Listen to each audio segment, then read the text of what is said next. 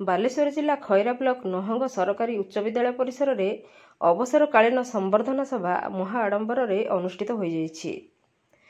ବିଦ୍ୟାଳୟର ପ୍ରଧାନ ଶିକ୍ଷକ ନିଶାକର ଜେନାଙ୍କ ଅବସରକାଳୀନ ସମ୍ବର୍ଦ୍ଧନା ସଭାରେ ସଭାପତିତ୍ୱ କରିଥିଲେ ପ୍ରଧାନ ଶିକ୍ଷୟିତ୍ରୀ ରାଜଶ୍ରୀ ରାଉତ। ମୁଖ୍ୟ ଅତିଥି ଭାବେ ଜିଲ୍ଲା ପରିଷଦ ସଦସ୍ୟା ରଶ୍ମିତା ମହାପାତ୍ର, ମୁଖ୍ୟ ବକ୍ତା ଭାବେ ଖଇରା ମଣ୍ଡଳ ଓସ୍ତା ସଭାପତି ବ୍ରହ୍ମାନନ୍ଦ ସାହୁ, ସମ୍ମାନିତ ଅତିଥି ଭାବେ ସମ୍ପାଦକ ବିଷ୍ଣୁପ୍ରସାଦ ମିଶ୍ର ଓ ସ୍ଥାନୀୟ ସରପଞ୍ଚ ରବୀନ୍ଦ୍ର ନାୟକ ଯୋଗ ଦେଇଥିଲେ। ବିଦ୍ୟାଳୟର ପରିଚାଳନା କମିଟିର ସଭାପତି ଉତ୍ସବ ଦାସ, ସଭ୍ୟ, ଶିକ୍ଷକ, ଶିକ୍ଷୟିତ୍ରୀ ଏବଂ ଛାତ୍ରଛାତ୍ରୀ ଉପସ୍ଥିତ ରହି ସଭାଟିକୁ ସାଫଲ୍ୟମଣ୍ଡିତ କରିଥିଲେ।